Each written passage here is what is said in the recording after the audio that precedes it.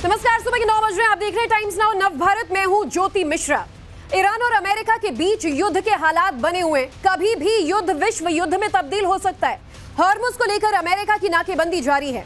Iran ने भी 24 घंटे बाद ही हॉर्मुज को फिर से बंद कर दिया, जिसके बाद तनाव फिर बढ़ गया। ट्रंप धमकी पर धमकी दे रहे हैं। ट्रंप का कहना है कि ईरान हॉर्मुज पर ब्लैकमेलिंग कर रहा है, तो इधर ईरान का भी कहना है कि हमारी नौसेना फिर से करारा जवाब देने के लिए तैयार है। वहीं भारतीय जहाजों पर ईरानी सेना की तरफ से हुई फायरिंग के बाद ईरानी राजदूत को तलब किया गया। यानी मिडिल ईस्ट में जबरदस्त तनाव का माहौल बना हुआ है। तो अब हॉर्मुज पर विश्व युद्ध के हालात बनते नजर आ रहे हैं। ये एक बड़ा सवाल है, क्योंकि एक तरफ अमेरिका जो है अपनी नाकेबंदी हटा नहीं रहा है, दूसरी तरफ ईरान कहता है कि जब तक ये नाकेबंदी नहीं हटेगी हम हॉर्मुज नहीं खोलेंगे। यानी कि एक बार फिर हॉर्मुज को लेकर ईरान ने यू टर्न मारा है। और ऐसे में भारतीय जहाजों पर फायरिंग की घटना के बाद से ही अब फिर सवाल उठने लगे हैं।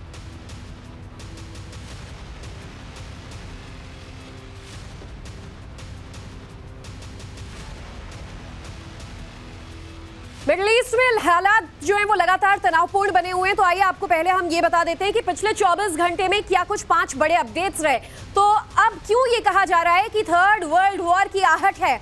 ईरान और अमेरिका के बीच दरअसल तनाव कम होने के बजाय अब और ज्यादा तेजी से बढ़ता नजर आ रहा है। ईरान के सीनियर मिलिट्री कमांडर्स का एक बड़ा बयान सामने आया है।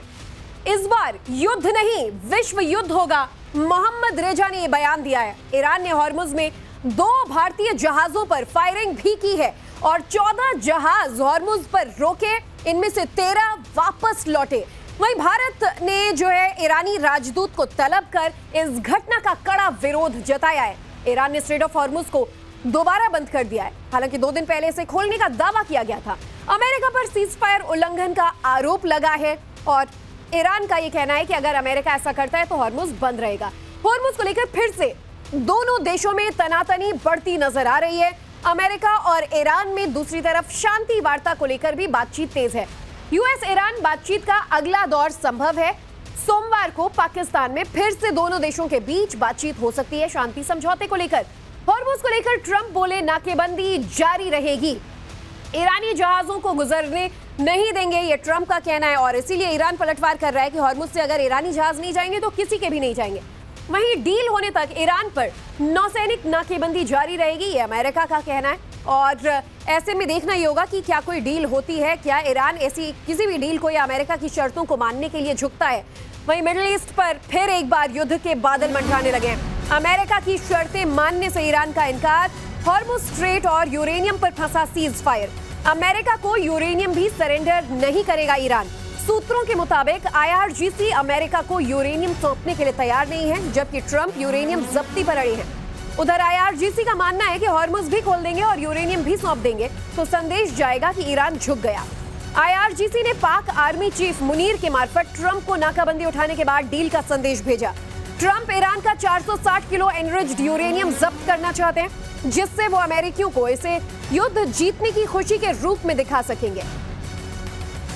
तो अब अमेरिका का ये कहना है कि हम एनरिच्ड यूरेनियम हासिल करके रहेंगे, लेकिन ईरान ने साफ कह दिया है कि वो यूरेनियम किसी कीमत पर अमेरिका नहीं जाने देंगे। और ऐसे में IRGC ने एक बड़ा कदम उठा लिया है। अब कहा यह जा रहा है कि क्या वर्ल्ड वॉर 3 की ये दस्तक है। यूरेनियम को लेकर अमेरिका और ईरान में ठनी है। अमेरिका चाहता है कि ईरान का एनरिच्ड यूरेनियम वो हासिल कर ले, लेकिन ईरान की तरफ से साफ कहना है कि वो किसी भी कीमत पर अमेरिका को यूरेनियम नहीं सौंपेगा। तो आपको बताते हैं ईरान के पास आखिर कितना एनरिच्ड यूरेनियम है। ईरान के पास 400 से ज्यादा किलोग्राम यूरेनियम मौजूद है। यूरेनियम से 9 से 10 परमाणु बम बनाए जा सकते हैं। आप सोचिए, 400 किलोग्राम से ज्यादा यूरेनियम इनके पास मौजूद है, लगभग 450 किलो एनरिच्ड यूरेनियम। वहीं इसका 60% तक संवर्धित जो यूरेनियम है वो ईरान के ज्यादातर यूरेनियम 2 ठिकानों पर मौजूद है। एक इस्फहान और नतांज में बताया जा रहा है कि यूरेनियम का भंडारण किया गया है। वहीं जून 2025 में यूएस ने इन दोनों जगहों पर हमला भी किया था। अमेरिकी हमले में यूरेनियम को कोई नुकसान नहीं पहुंचा। ईरान के पास यूरेनियम अभी भी है और सुरक्षित बताया जा रहा है। तमाम हालात पर चर्चा करने के लिए एवीएम रिटायर्ड पीके श्रीवास्तव, रक्षा विशेषज्ञ सर हमारे साथ जुड़ चुके हैं और रिटायर्ड कर्नल उत्कर्ष राठौर हमारे साथ जुड़ चुके हैं। आप दोनों का बहुत बहुत स्वागत है सर एक बार फिर से हमारे साथ इस चर्चा में शामिल होने के लिए। श्रीवास्तव सर, आपसे अभी जो पिछले 24 घंटे के हालात बने हैं, इसके बाद तो ऐसा लग रहा है कि अब फिर से तनाव के हालात जो है वो बढ़ते जा रहे हैं और खासतौर पर भारत में आक्रोश है कि स्ट्रेट ऑफ हॉर्मुज को लेकर अगर ईरान यू टर्न लेता है तो ले, लेकिन भारतीय झंडे वाले जहाजों पर उसने फायरिंग की। तो ज्योति, इसमें आपने दो प्रश्न पूछे हैं कि पिछले 24 घंटे में क्या हुआ है और दूसरा कि भारतीय जो फ्लैग वाले टैंकर्स थे उन पे क्यों अटैक किया। तो पहला यह है कि ट्रंप जब भी कोई वार्ता शुरू होती है उससे पहले अपने धमकियों का दौर और तेज कर देते हैं। तो हमेशा ईरान को ये लगता है कि जो वो हासिल नहीं कर सके मिलिट्री मीन्स से, उसको वो अब नेगोशिएशन के जरिए हासिल करना चाहते हैं। तो इसमें बात बन नहीं पाती है बल्कि बिगड़ जाती है। उन्होंने कहा कि आप स्ट्रेट ऑफ हॉर्मुज खोल दीजिए लेकिन मैं ब्लॉकेड जारी रखूंगा। इसका मतलब कि इसमें एक सिलेक्टिव हो गया, जिसको अमेरिका चाहेगा वो जहाज निकल सकते हैं और ईरानियन पोर्ट्स जो है वो क्लोज रहेंगे। तो ये कभी भी एक्सेप्टेबल बातचीत के लिए एक दौर नहीं हो सकता है। ये बहुत बड़ा प्ले आउट हो रहा है। अब हमारे उसमें जो जहाज थे वो शायद मैं कहूँगा कि थोड़ी गलतफहमी है, थोड़ी मिसअंडरस्टैंडिंग है, या इसमें पाकिस्तान का भी कुछ हाथ हो सकता है। उन्होंने ये दिखाने के लिए कि हम किसी भी जहाज को यहाँ से गुजरने नहीं देंगे, चाहे वो हमारा दोस्त फ्रेंडली कंट्री क्यों ना हो, जिसको हम फ्रेंडली मानते हैं। ईरान के हिसाब से इंडिया, पाकिस्तान, चाइना, ये सारी फ्रेंडली कंट्रीज में आती हैं। और हमारे जहाज में जो ऑयल था जो कि 2 मिलियन बैरल्स था, वो इराकी पोर्ट से आ रहा था, तो उसमें नहीं करना चाहिए था। इसके लिए जो हमारे यहाँ पर डिप्लोमेट यहाँ पर हैं दिल्ली में, उनको बुलाया भी गया और पूछा गया ऐसा क्यों हुआ है। तो उन्होंने कहा नहीं, हमारे भारत के साथ बहुत अच्छे रिश्ते हैं और ये जो है एक तरीके से वो मान के चल रहे मिसअंडरस्टैंडिंग है। लेकिन इस जोन ऑफ कॉन्फ्लिक्ट में ये मिसअंडरस्टैंडिंग नहीं मानी जाएगी। एक संकेत था कि हम किसी भी जहाज को जाने नहीं देंगे, चाहे हमारी फ्रेंडली कंट्री का हो। एक कड़ा रुख भी है। और कर्नल राठौर, आपसे भी ये समझना चाहेंगे कि ईरान का तेवर कहीं से भी नर्म नहीं होता नजर आ रहा है, तो दूसरी तरफ ईरान का एक खेमा है बातचीत के लिए तैयार। कहते हैं कि जब डील फाइनल होगी उसके बाद हॉर्मुज खोला जाएगा। ये तनाव के हालात को आप किस तरीके से देख रहे हैं, क्योंकि अमेरिका ये कह रहा है कि हम तो ईरान के जहाजों को भी यहाँ से गुजरने नहीं देंगे और जो उनकी नेवल नाकेबंदी है वो वहीं पर रहेगी। तो ईरान भी उतना ही, जो आप इसे अगर नेगेटिवली कहें तो ढीठ या पॉजिटिवली कहें तो अड़ा हुआ है कि अगर यहाँ से हमारे जहाजों को नहीं जाने देते तो हम दुनिया के किसी जहाज को नहीं जाने देंगे।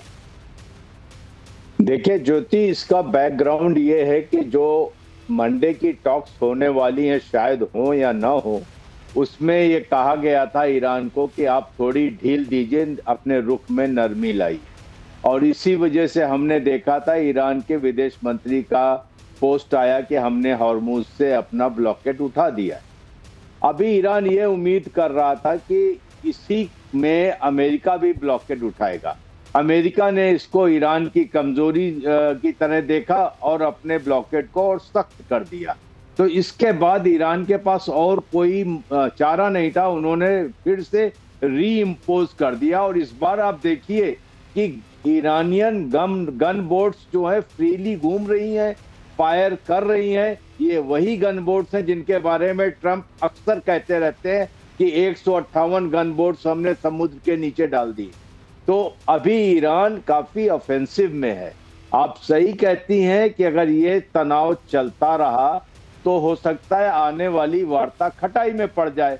लेकिन एक चीज आप देखिए कि ये जो सीज फायर चल रहा है 22 अप्रैल तक, तो लोग अपनी जिंदगियों को पटरी पे ला रहे हैं, चाहे ईरान हो, चाहे इजराइल हो, कहीं भी। लेकिन बाकी दुनिया के लिए क्या बदला? आपने हॉर्मुज पे दोनों तरफ से कब्जा कर लिया, भारत हो या कोई भी मुल्क हो, तेल की संकट से हम जूझ रहे हैं। हमें तो इस सीज फायर का कोई फायदा नहीं हुआ। और यहाँ पर हम अमेरिका के एक अड़ियल रवैये को देख रहे हैं। ट्रंप जानते हैं कि इस ब्लॉकेट से ईरान को झुका नहीं सकते। बहुत ज्यादा क्या कर लेंगे, 22 अप्रैल तक ईरान के कितने जहाज वो रोक लेंगे। लेकिन उन्होंने बाकी देशों का जीना मुश्किल कर दिया है। बिल्कुल। इसके बाद हमें उम्मीद है कि शायद शांति वार्ता हो, लेकिन जिस तरीके की मैसेजिंग आ रही है, डिमांड्स ईरान पे रखी जा रही हैं, यूरेनियम दे दो, ये दे दो, जी। ऐसा कर दो, तो हो सकता है ये वार्ता भी विफल हो जाए या हो ही ना। और यूरेनियम तो अब एक टेक अवे हो जाएगा डोनाल्ड ट्रंप के लिए इस जंग के बाद कि हम अमेरिकन को बतौर गिफ्ट ही देने वाले कि देखिए जंग के बाद हम आपके लिए 400 साढ़े 400 किलो एनरिच्ड यूरेनियम ले आए हैं। बहरहाल ईरान ये कहता है कि ये नामुमकिन है, ऐसा होने नहीं देंगे। बांग्लादेश जैसे छोटे मुल्कों की हालत खराब होती चली जा रही है, लेकिन जंग के हालात तनावपूर्ण होते जा रहे हैं। एक बड़ी खबर इस बीच ये कि ईरान के सुप्रीम लीडर मुज्तबा का ओपन चैलेंज सामने आया है। ईरान की नेवी युद्ध के लिए फिर से तैयार है। मुज्तबा खामेनी का बयान सामने आया, कह रहे हैं कि दुश्मन को नई करारी हार देने के लिए हम तैयार हैं। तो आप इस बयान को अगर आप समझें तो कहीं से भी इसमें किसी बातचीत, डील या पीस टॉक के संकेत नहीं है। ये एक तरीके से खुली धमकी है कि हमारी नेवी युद्ध के लिए और ज्यादा दमखम के साथ तैयार है। वहीं हॉर्मुज स्ट्रेट से आज की वर्ल्ड ब्रेकिंग, ईरान का स्ट्रेट खोलने से साफ इनकार। स्ट्रेट ऑफ हॉर्मुज को नहीं खोलेगा ईरान। अमेरिकी नाकेबंदी तक हॉर्मुज स्ट्रेट जो है वो बंद रहेगा। और जैसा कि हमारे जो एक्सपर्ट्स हैं वो भी बता रहे हैं कि देखिए इसमें ईरान के पास अब कोई और चारा नहीं बचा था। ऐसे में ईरान जो है वो अपना यहाँ पर कंट्रोल बनाए रखने के लिए हॉर्मुज स्ट्रेट जो है वो बंद रख रहा है। और ऐसे में अब देखिए ईरान के सीनियर मिलिट्री कमांडर का भी एक बड़ा बयान सामने आया है। तो ईरान के सीनियर मिलिट्री कमांडर मोहम्मद रेजा का कहना है कि इस बार युद्ध नहीं, विश्व युद्ध होगा। और युद्ध हुआ तो विश्व युद्ध का रूप ले लेगा। हम आज भी मिसाइलें बना रहे हैं, मार्च अप्रैल में बनाई मिसाइलों से हमला करेंगे। तो एक तरफ जंग जारी है। ईरान का दावा था कि उसके पास हजारों हजार मिसाइलें हैं अलग अलग कैपेसिटी कैलिबर की। और मार्च अप्रैल यानी कि जब जंग जोर शोर से जारी था उस दौरान भी ईरान कहता है कि हमने खूब मिसाइलें बनाई हैं।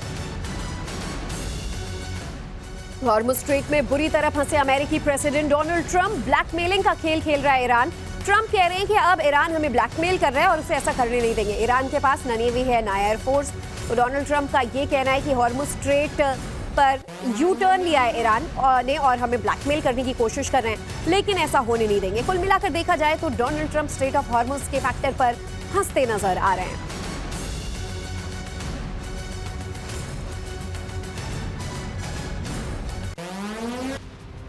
तो जिस हॉर्मुज को लेकर विश्व युद्ध के हालात तक बन रहे हैं, आखिर वो क्यों इतना महत्वपूर्ण है, एक बार फिर से आइए हम आपको विस्तार से समझाते हैं।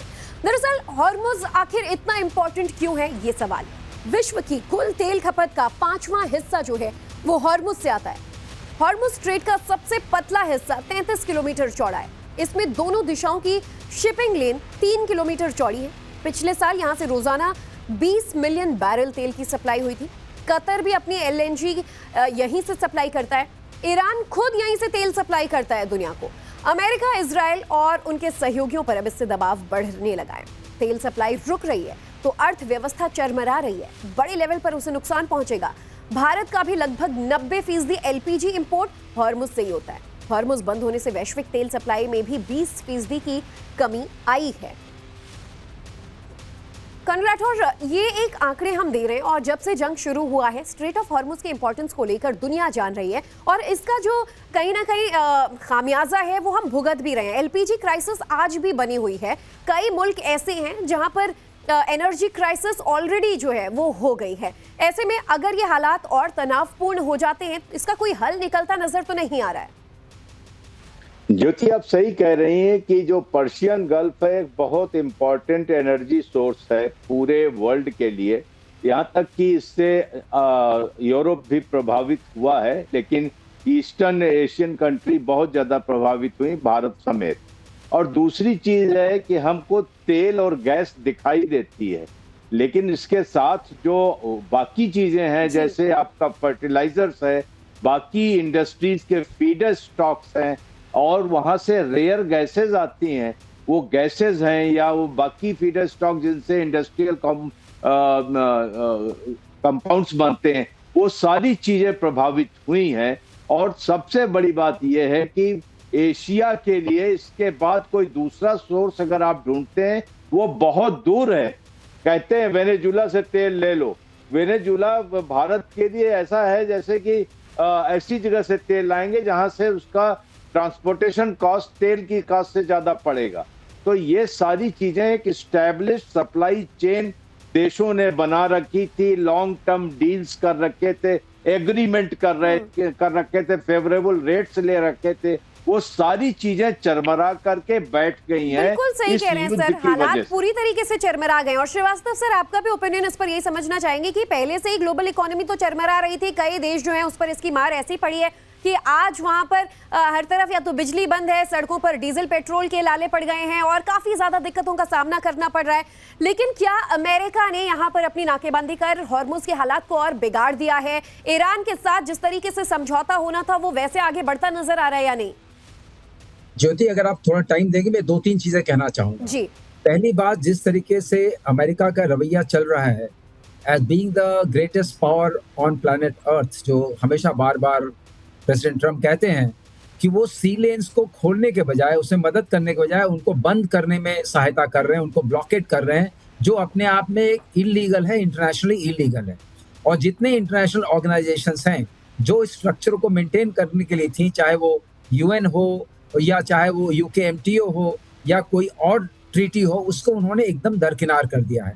तो उसी का इम्पैक्ट हम देख रहे हैं। और देखिए, इसका जो ट्रम्प सोचते हैं कि वो अमेरिका अछूता रहेगा, सारे इकोनॉमिस्ट कह रहे हैं अछूता नहीं रहेगा, क्योंकि सप्लाई चेन में, अमेरिका के सप्लाई चेन में सारे देश आते हैं, चाहे वो इंडिया हो, चाहे चाइना हो, चाहे बांग्लादेश हो, चाहे साउथ कोरिया हो, चाहे जापान हो। अब जैसी हम समझते हैं तेल और गैस तो दिखाई देता है, जो बिल्कुल सही बताया कर्नल राठौर ने, लेकिन हीलियम की जो है चिप्स इंडस्ट्री में काम आता है। 99% जो है वो ताइवान को जाता है, जहां से सारी चिप्स बन करके आपके जितने मिलिट्री वेपन्स हैं, जितने ड्रोन्स हैं, जितने मिसाइल्स हैं, उसमें जाता है। तो हर जो एक तरीके से हर, और नाइट्रोजन जो है आपका फर्टिलाइजर्स में जाता है, उसके बाद और भी गैसेस हैं, प्लास्टिक्स वगैरह में जाता है। तो ये सारी जो सप्लाई चेन है, world supply chain, because it's an interdependent world, तो उनके भी गैस पंप पे असर पड़ रहा है, अमेरिका के भी, और उनके भी इन्फ्लेशन पे इसका असर पड़ रहा है।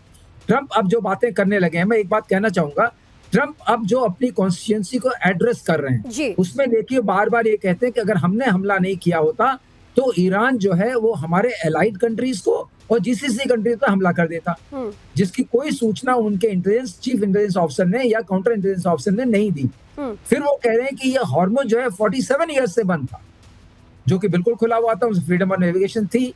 अब उन्होंने अपने मिड टर्म इलेक्शंस को हाथ साथ में रखते हुए उससे वैसी बातें करनी शुरू कर दी। अब वो कहते हैं कि मैं 440 किलोग्राम का यूरेनियम लेके आऊंगा।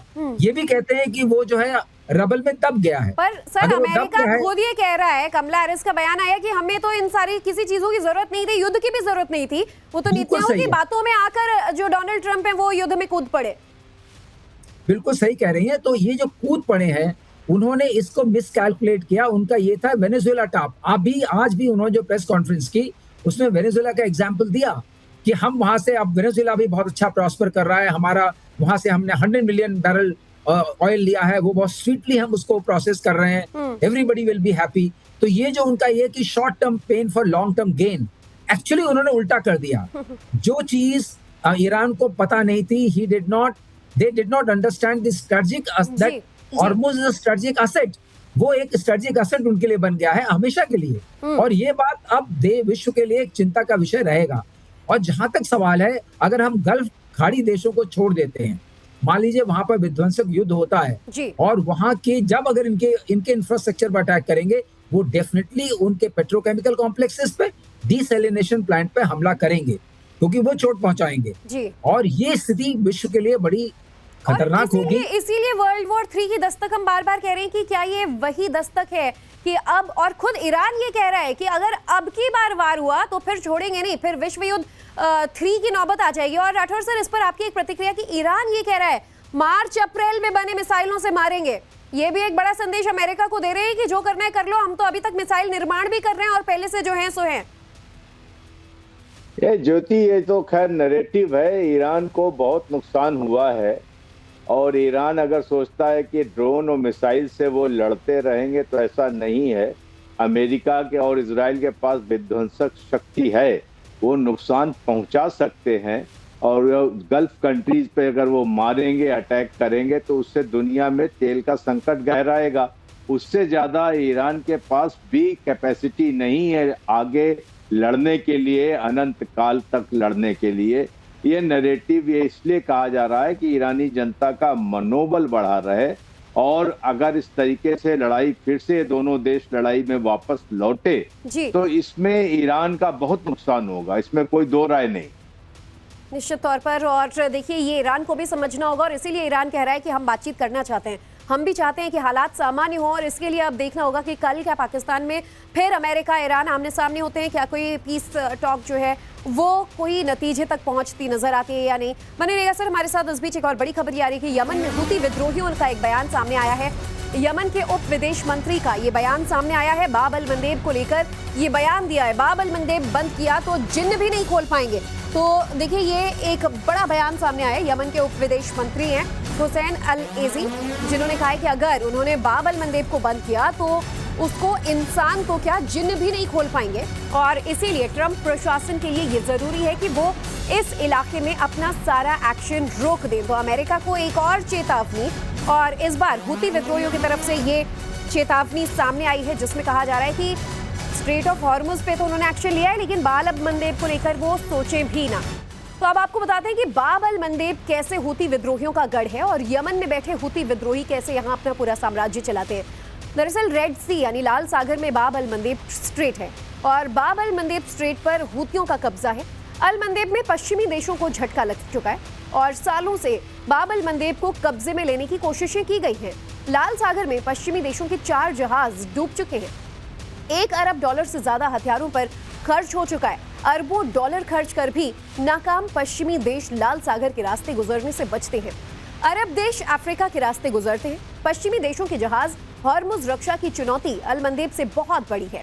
हॉर्मुज में अल मंदेब क्षेत्र से 5 गुना बड़ा खतरा है। हूतियों के मुकाबले IRGC ताकतवर फोर्स है। वहीं लाल सागर से मुश्किल जो है वो हॉर्मुज के लिए कैसी चुनौती, ये भी आपको बताते हैं। लाल सागर में बाब अल मंदेब स्ट्रेट है।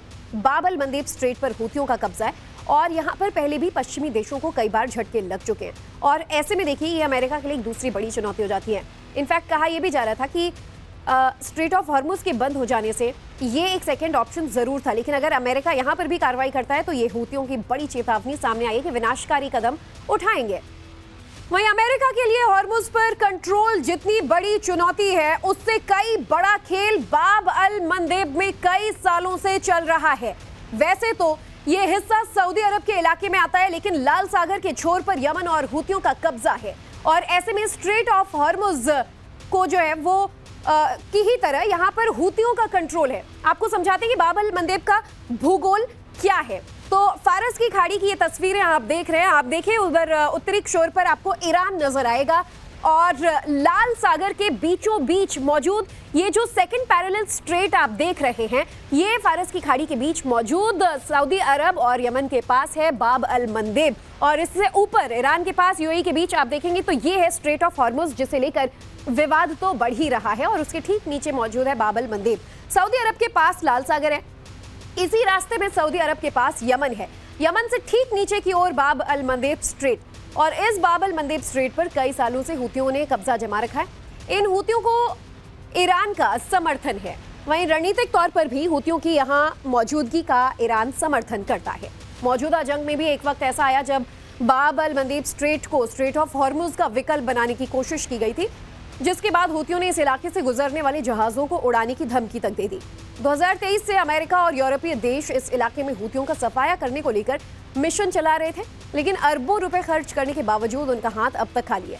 वो हूती विद्रोहियों से निपट भी नहीं पाए।